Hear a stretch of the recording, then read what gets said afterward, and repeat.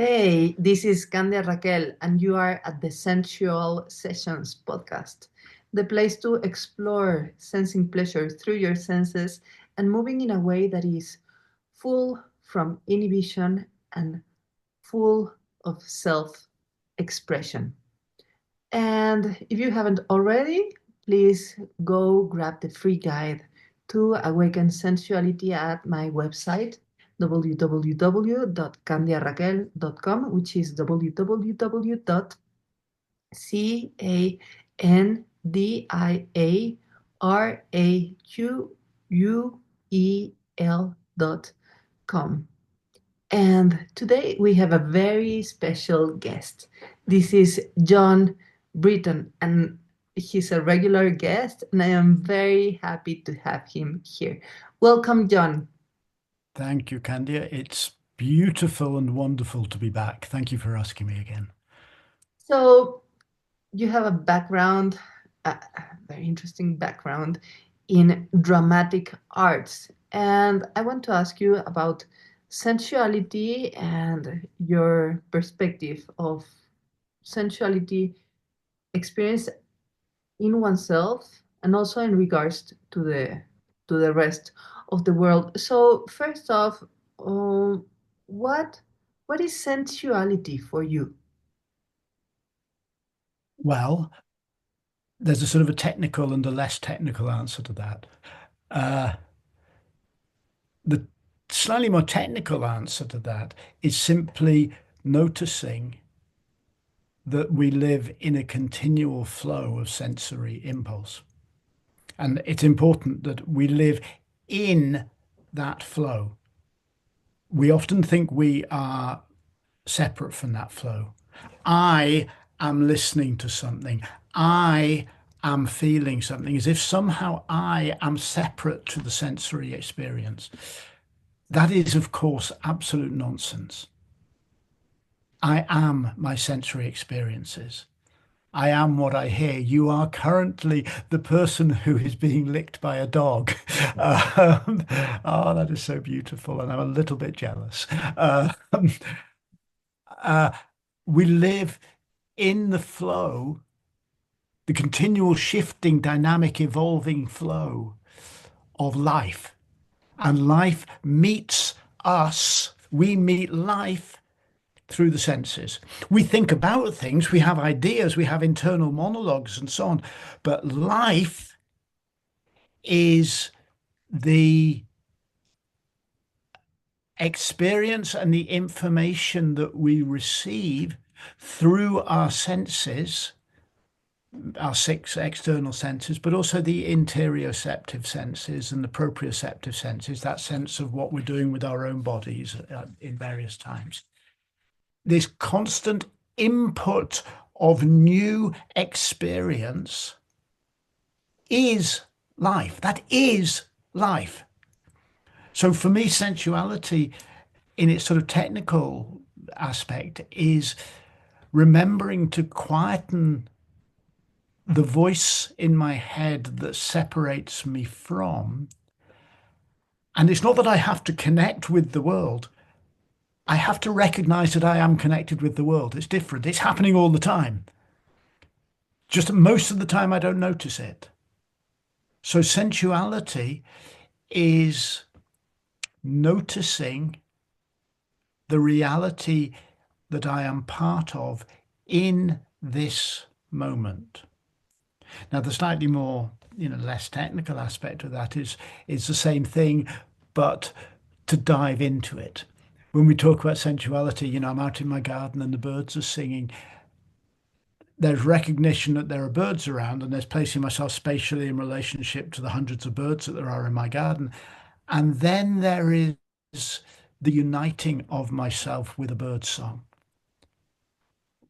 where I go, this song is unfolding in me and it's creating, I'm making a melodic sense from it, or I'm finding shape in it. I am finding shape that the bird is not putting in. I am co-creating the world with the synthesis of the senses and my thinking, my mind, my imagination, my creativity, and so on. So that sensuality is the immersing yourself in the world that exists, which is the world of the senses. You're immersing yourself in that and realizing that in every moment, not only does the world exist, but we co-create the world in every moment. The world is what we make of all the things that we're not. Yes. The world is what we make of all the things that we are not. I love this understanding of being already sensual, of not having to do anything to become even more sensual. It's it's just a quieting of the internal discourse that we have Mm, all the time going on and coming back to the experience of perception that is always in the now. And like, yeah, we are already in this experiential stream that is called life. Like, mm, sensations are going on endlessly as we keep on moving moment to moment. And mm. yeah, I'm stunned by.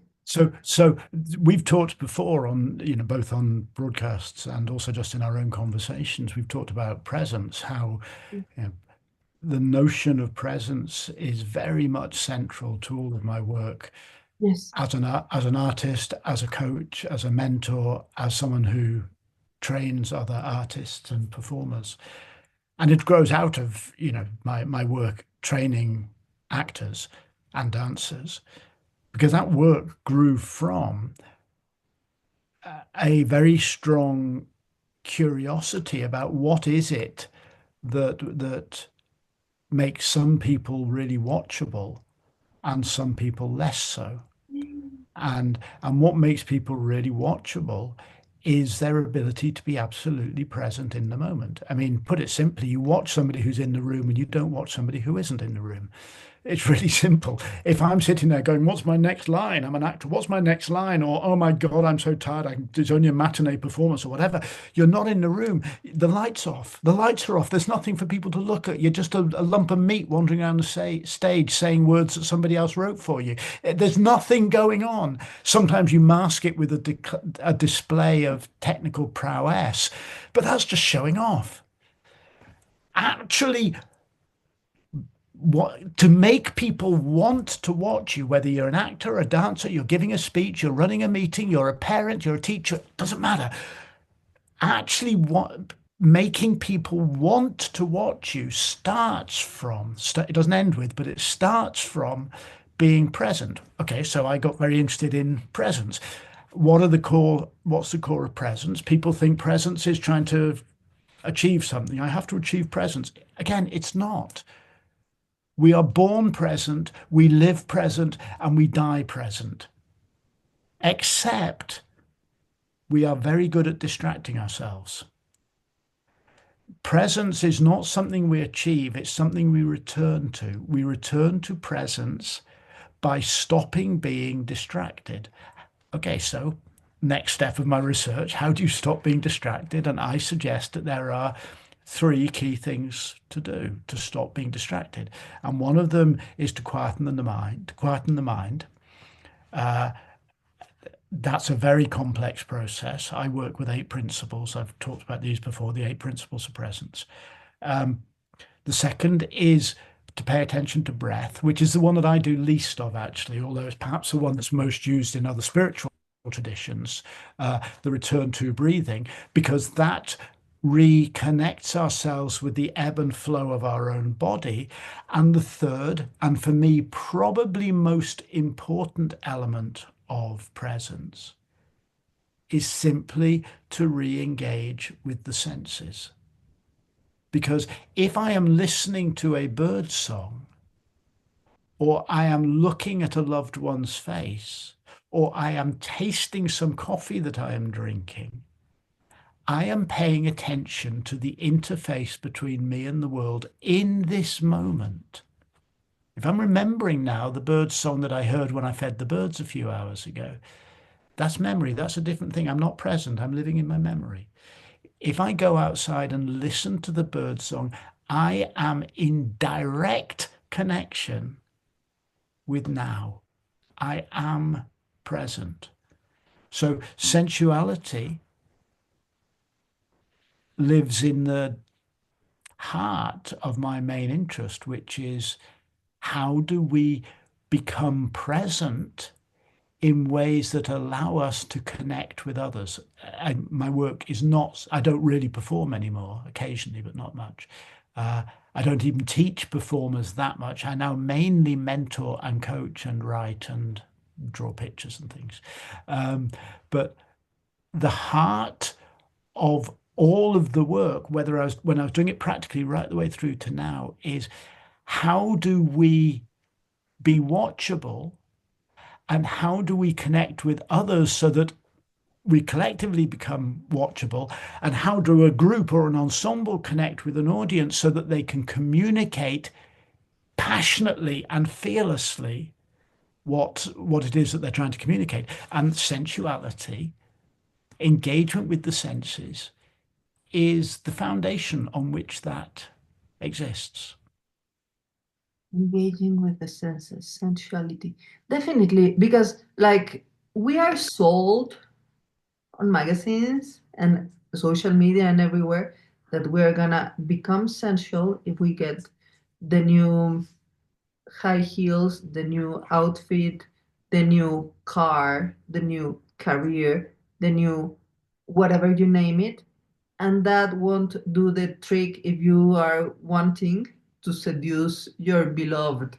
Like if you are distracted by the self projection of your appearance or your professional prowess, you're gonna come across as a lump of meat wandering around the space. Hmm. And then comes something that is like terrifying.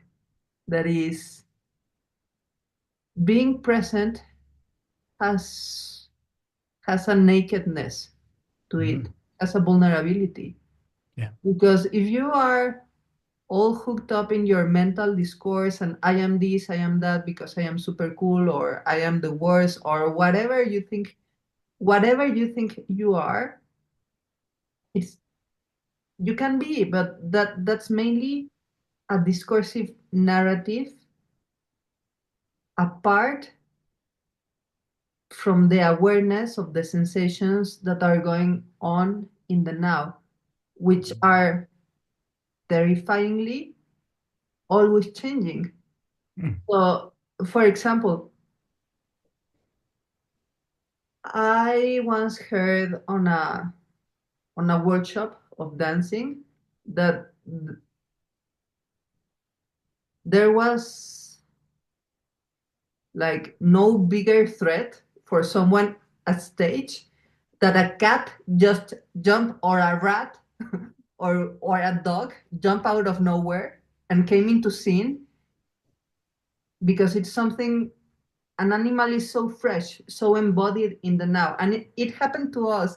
And Mm. I was seeing like, oh, I am getting derailed by being licked by my dog.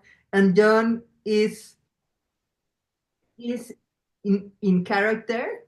And he's actually bringing the unexpected appearance of my dog into into the happening. Mm. And that's But can I just yeah, observe yeah. something there? The that 10 minutes ago when your dog decided to it was time to demonstrate how much she or he loves you, I was following an idea, a thought. I was developing an idea, and I could feel myself. I experienced myself struggling to develop that thought or idea because what was happening on this part of the screen where your dog and you were was simply more alive than what was happening in my head. I mean, I like my ideas. I, enjoy talking about them, but the the the the direct encounter with a sensual experience, which is again what we have if a dog or a cat wanders onto a stage for a performer, uh, that is hugely more attractive to our attention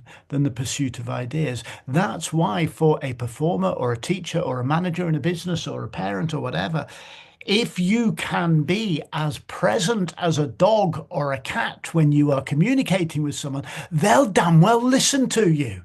Yes. But if you're doing a meeting going, okay, today's meeting, okay, so we're going to do this, this, this, you put something between you and reality, and everyone else is going, I'm not here. And when people say, buy these new heels or this new car or whatever to become more sensuous, yeah, there is a sensuality about driving around in a Jaguar. I'm sure. I've never driven a Jaguar, but I'm sure there is. But it's about having a relationship with a product. It's not a sensuality with the world. It's a separation from the world. Heels, lovely. I've once worn high heels. I hurt my legs like hell. But I get it. It does something, but it's separation from the world.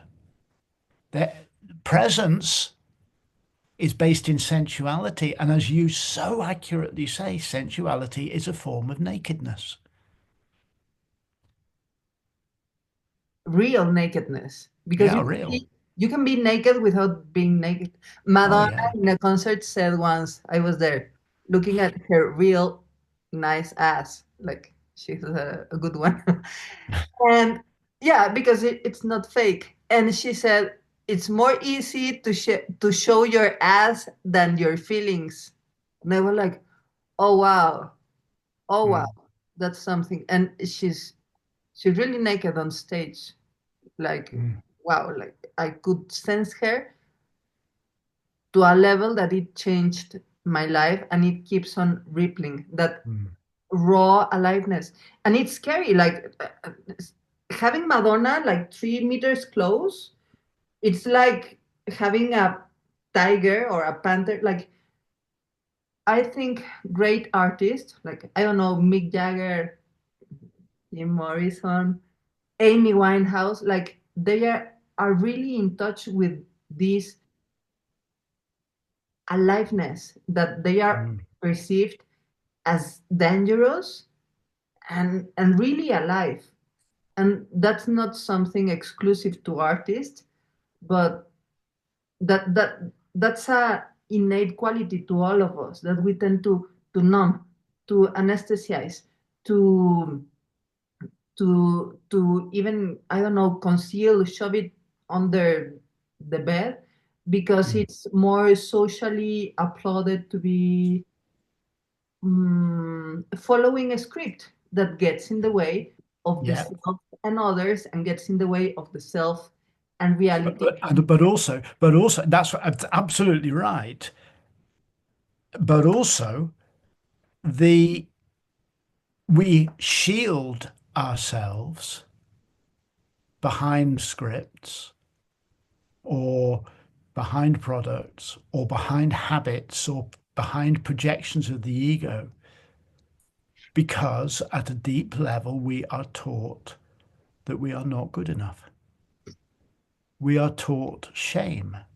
We Yes. often, people say, what's some, I often think, what's the most corrosive of emotions? And, fear and anger and all of those things. Yeah. But I think the one that does us the most damage is shame, that we are constantly taught we're good, not good enough. Now, shame serves some social function.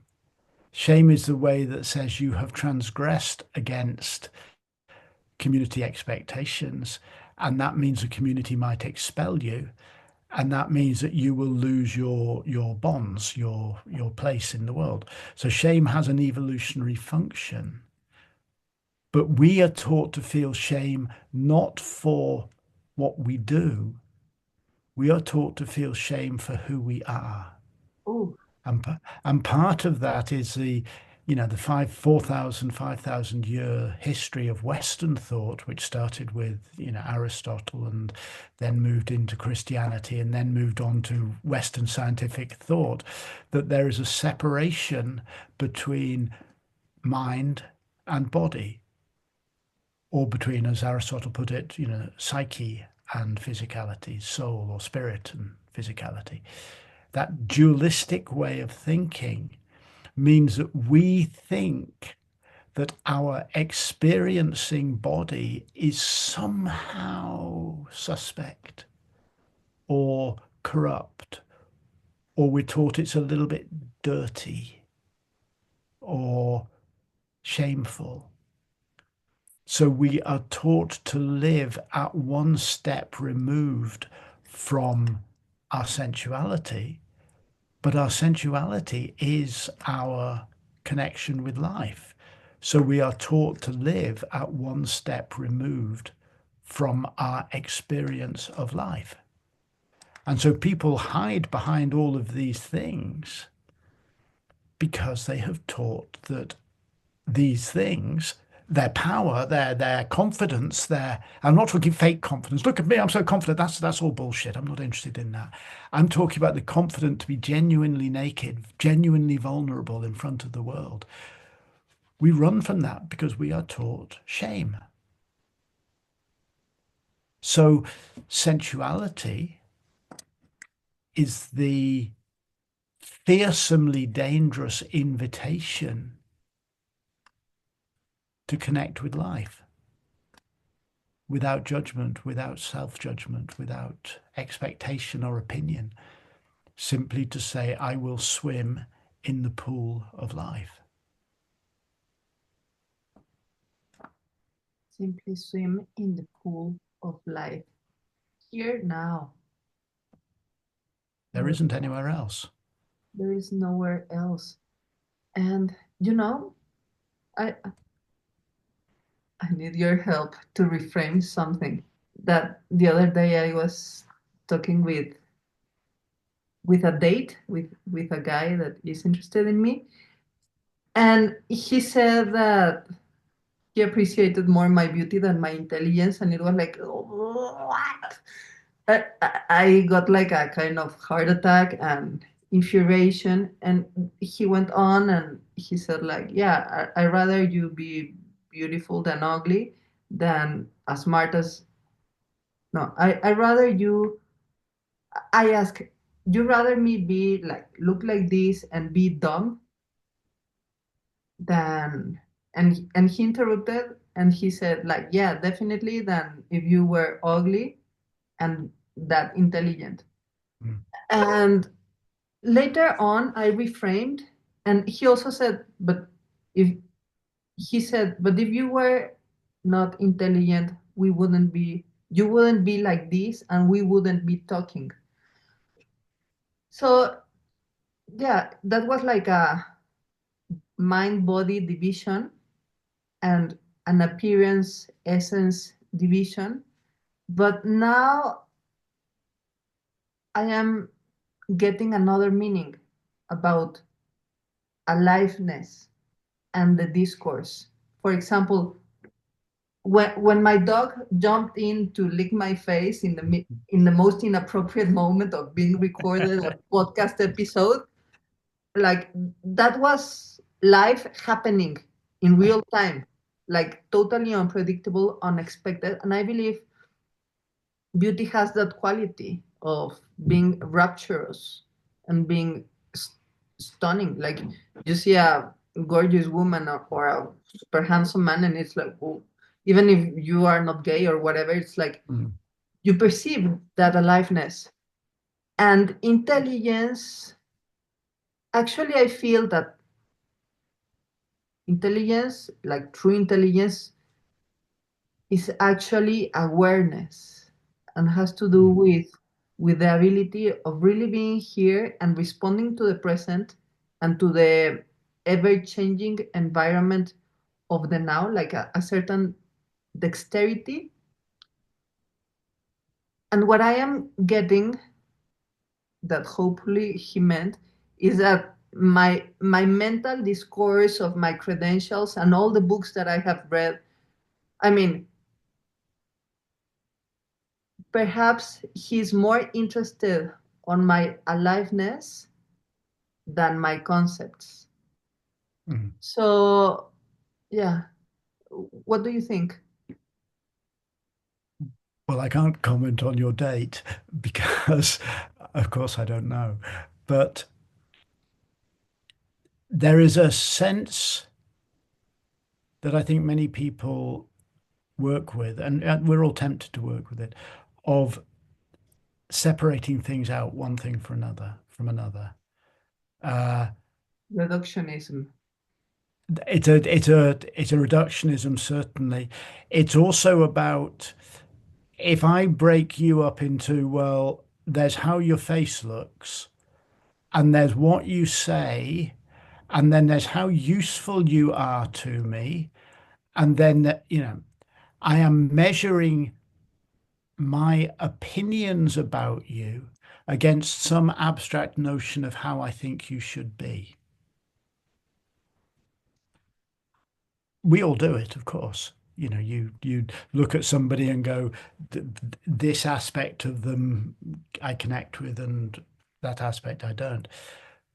But I think it's useful to recognize that that separating of things into parts, although it's a necessary process, should be a prelude to putting things back into a whole.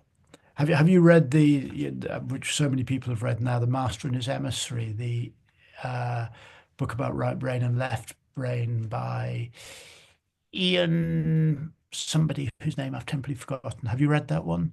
Haven't, but I am sharing the link below. The Master and His Emissary. Yes, it's an exceptionally interesting book. But he's very clear in his suggestion that the right brain, which sees things in holistic terms, it sees the world.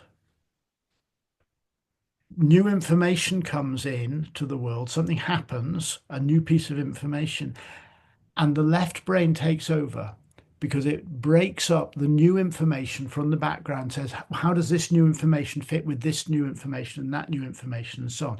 So the job of the left brain is to break things apart and look into their details. And McGilchrist, that's right. Ian McGilchrist's suggestion is that actually the way that things work is that that analysis should then return to the right brain to be put back into a holistic understanding. But too much in Western culture, we have kept all our analysis in the left brain and we have not reintegrated things. So when somebody goes, I like this about you, but I don't like that about you. I like this, but I don't like that. That's an inevitable process, I think. But maybe before they speak, they should allow a process of reintegration to happen rather than saying, this bit's good about you, that bit's not so good about you. Especially when that's based on a sort of a hierarchizing that says the conceptual world is more important and more real and more proper than the sensual world. I think that's like saying the left brain is the seat of truth, whereas the right brain is just touchy-feely loveliness. It's not. It's not. Truth comes when conceptualization, knowledge, ideas are reintegrated into our awareness of the world. And what is our awareness of the world? It's sensuality. Concepts serve sensuality rather than sensuality somehow being there to just provide a little context for concepts. Yes. Intelligence, which you talk about, certainly the intelligence that I love in other people is their ability to be in the world. And that might be the farmer next door who is interested in local history and talks interestingly about, there's a lot of local history around here in the Republic of Ireland. It's got a very rich and troubled history, and he knows quite a lot of it. He's really intelligent, but his intelligence is the intelligence of a man who has spent his life in a landscape, and his understanding of local history is also tied to a ruined house or a particular field or something his grandmother said once. It's a localized knowledge. I've met other intelligent people who are purely conceptual. It's super. It's a lovely intelligence because they're engaged in the fabric of the culture that they have spent their life amassing, all the books they've read and so on. Intelligence for me is about integration with the world that you are living in. And that's a sensual as well as a conceptual act. Yes. Intelligence as integration rather than separation of concepts and localization of hierarchies. Mm. So it's all together. There can't be separation. And I love what you said of taking the moment of discernment that is like a percolating activity of what is what. This is good, this is bad, black and white. And then from the concept, coming back to the reality and understanding Mm. there's a huge range of grace between black and white that actually makes most of reality. Like it's not easy to put away one thing from the other. And I am always fascinated by the fact that Marilyn Monroe was a consumed anatomist. Like there's a picture of her reading The Thinking Body from Mabel Todd that is up to our days one of the most advanced triad studies of human anatomy, like about the core, posture, gravitation. Like it's real hardcore biomechanics, what you see in that book. And Marilyn Monroe was studying that book, and she was a student from Barbara Clark, that was a pioneer of somatic movement, which is mindful movement. So Marilyn Monroe really knew herself at a precise scientific anatomical level. Mm. And what she did with that knowledge of herself was to have a great time. Because like Mm. you see her pictures, and she was really on the verge of dissolving in ecstasy. Like she was really in the full embodiment of herself, and even exaggerated a little bit or a huge bit for the camera. And you see the speed of the movement of her eyes and the shifts of her alignment in the posture in the films, and it's amazing. And I think the reason why Marilyn is still on every metro station of Mexico City, like you see a poster of Marilyn Monroe, like Mm. she is still an icon, and you see her picture and not Christina Aguilera, not even Madonna, because those pictures capture a moment in time of full aliveness Yeah. in her. And I believe that's something you don't see quite often. Like you see the Marilyn Monroe look, like most women in Hollywood are still blonde and they have the pin-up look and etc.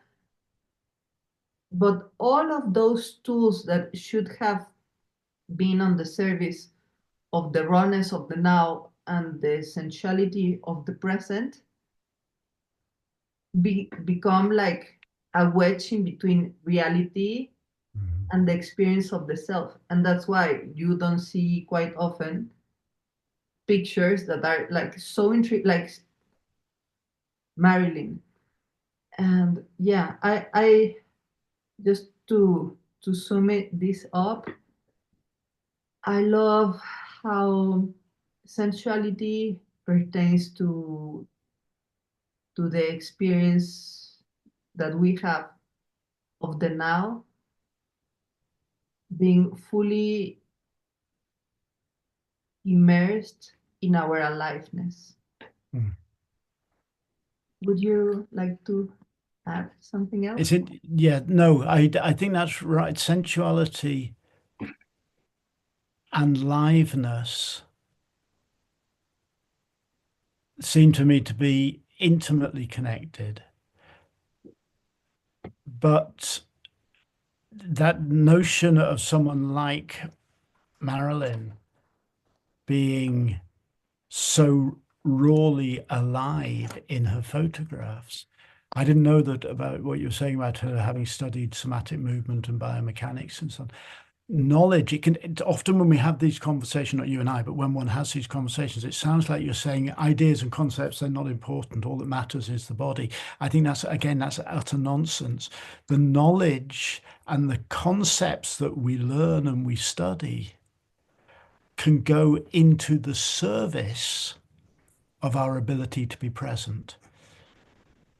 If your knowledge acts as a barrier between you and life, then it's getting in your way. It's a barrier. If your knowledge can be put in service of your connection with life, then it makes you deeper and richer. And again, the process of that for me is relatively simple. Just as if you want to strengthen your muscles, you go to the gym. And just as, every day I'm very interested in ideas, probably an hour to an hour and a half every day, I read books which are full of the sorts of ideas and so on that I'm interested in pursuing. So I want to develop my knowledge. I exercise my thinking by reading. If you want to exercise your ability to connect with the fabric of life, to be here now, then every day stop for a while and taste the coffee and look at someone's face, not through Zoom, but a real person in a real room. Touch someone or something. Listen to the bird song. Doesn't matter what it is that one does. Quieten the mind and exercise the language, the techniques of sensual presence, because otherwise you end up full of ideas but no connection. And if you need to be somebody or want to be somebody who is actually living a life in the world as opposed to a life entirely in your head, if you want to be someone living a life in the world, you need to exercise your ability to connect with the world. How do we connect with the world? Well, through our five senses. It's really simple. Those are the mechanisms we have to connect with the world. So, that sounds like, oh no, another thing I've got to do. I've got to practice sensuality. Again, it's not true. Looking at a tree is a beautiful thing to do. Looking at a loved one's face is a beautiful thing to do. Holding the dog and smelling its breath as it snorts up your nose, it's a, well, interesting thing to do. um, you know, none of these things are difficult or unpleasant. They're simply recognizing that we live in the world, and that's a cause for wonder and awe. And everything else, surely, should come into support of and should integrate with our ability to be alive in this moment. Fully alive in this moment, pleasurably. So tell us, how can we learn more about your works on presence and self with others? Well, so there's a book of mine on Amazon, rather uninterestingly called Presence, because it's about presence. That's as much to do with the quietening of the distracted mind as it is to do with sensuality. But it's a book that I wrote a few years ago, people have found very useful.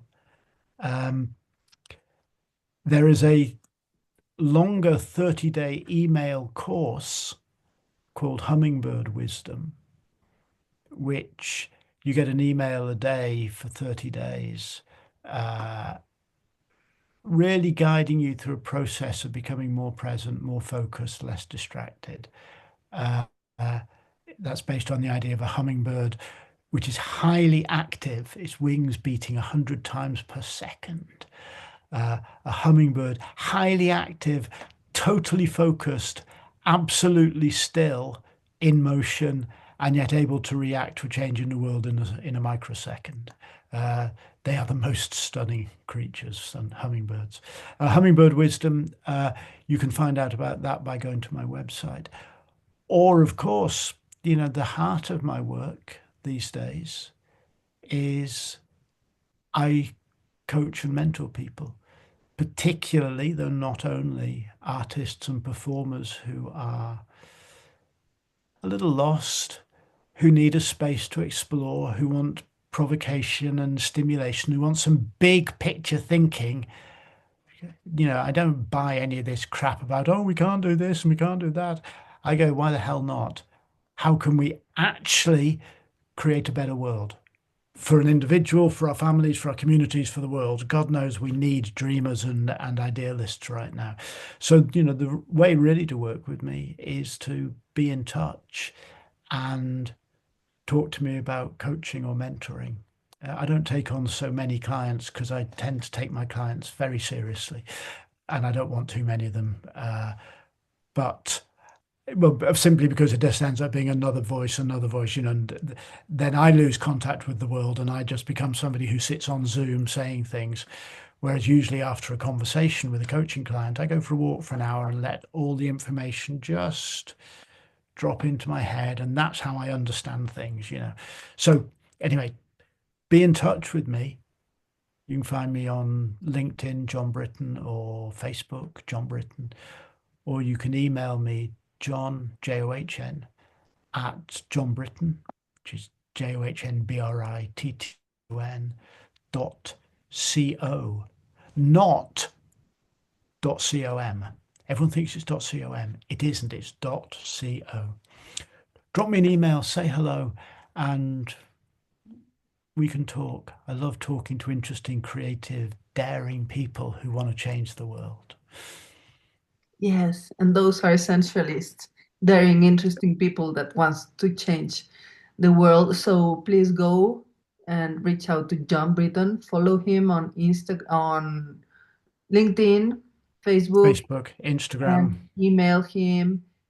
And here, here you have a great teacher of presence, of being here now. Thank you, John. I am very happy to have you It's here. always a joy to talk with you, Candia. So thank you. Likewise. Thank you so much. And thank you, Sensualists, for being here at another episode of the Sensual Sessions podcast. To get these episodes delivered weekly on your inbox, along many more surprises, please go and get yourself signed up at my website, www.candiaraquel.com. That is how it's said in Spanish, my name, if you want to say my name. And it's spelled www.candiaraquel.com. Until next time, remember to take the time to sense your fire so you can share the flame.